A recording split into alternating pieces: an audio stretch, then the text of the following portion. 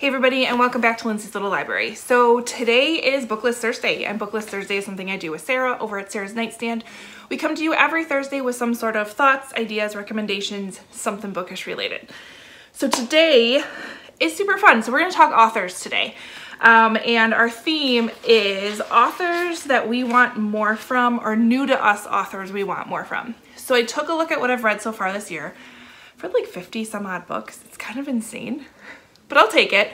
And I've read a handful of new to me authors that I definitely want more from, that I've already kind of been scoping out the backlist, if you know what I mean. The first one I want to talk about is Stephen Rowley. He wrote The Guncle that I gave 5 stars to. It has made it to like some of my top favorite books of all time. It was funny, it was heartwarming, it was written so beautifully. He made me laugh. I was looking for a book that made me laugh out loud, and this one, he did it. He accomplished it. Yet he made me tear up. He made me feel all the feels. And so I love a book that sits with me and lasts with me for a while, and his definitely did. So he has 2 other books out there. We have Lily and the Octopus, which I've heard is just going to tear my heart out, stomp it on the ground, and just make it all mush. It's about a dog that has a tumor that looks like an octopus.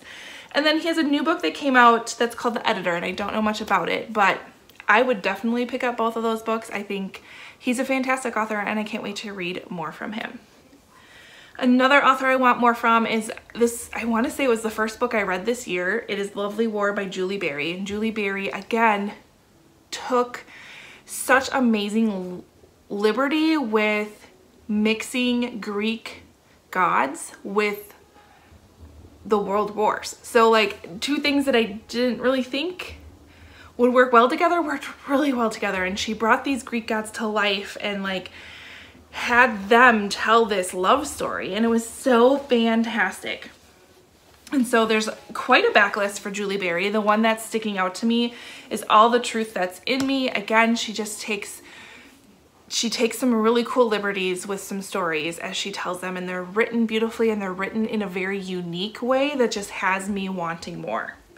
So Julie Berry, love it, love it.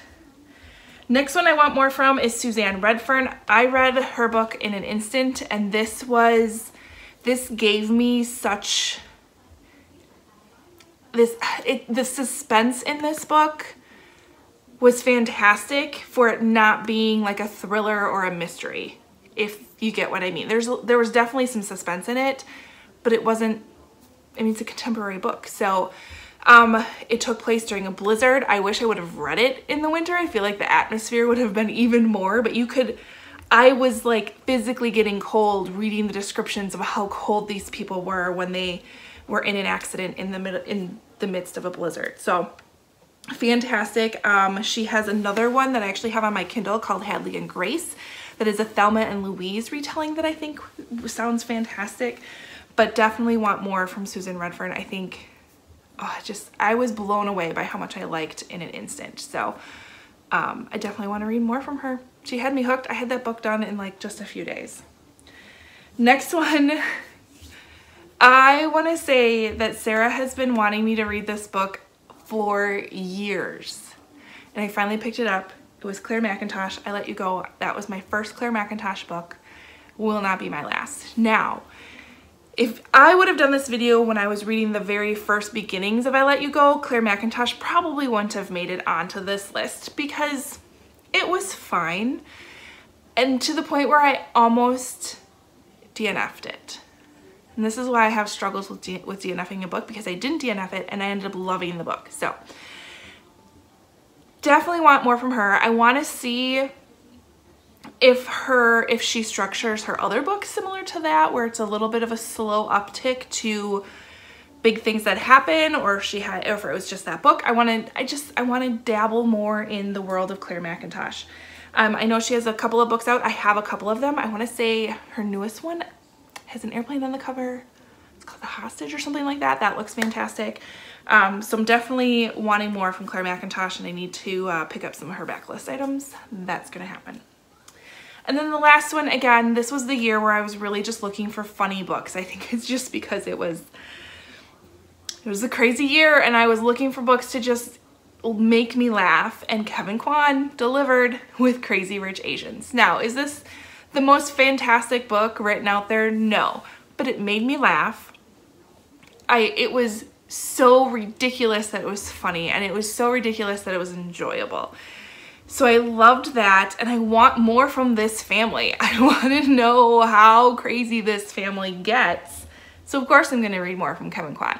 I also borrowed his newer book that came out from the library as well. I read the first chapter of that, and that was also fantastic. So I think he might be my go-to, like, make me laugh, lighthearted type of a book. Yet there's still serious stuff that happens in the books too. So I really enjoyed it. I'm definitely getting more and wanting more from Kevin Quinn.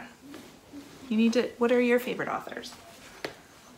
I'm thinking she would pick Lily and the Octopus, right? Maybe. I don't know. But those were the 5 authors, 5 new to me authors that I want more from sooner rather than later. I know, I know. Will you tell everybody to go over to Sarah's channel and see what she has, what authors she wants more from this year? I have no idea. Usually I have pretty good guesses for her, but I have no clue what to expect from her this time. Otherwise, like, comment, subscribe, and I'll see you guys next time. Bye.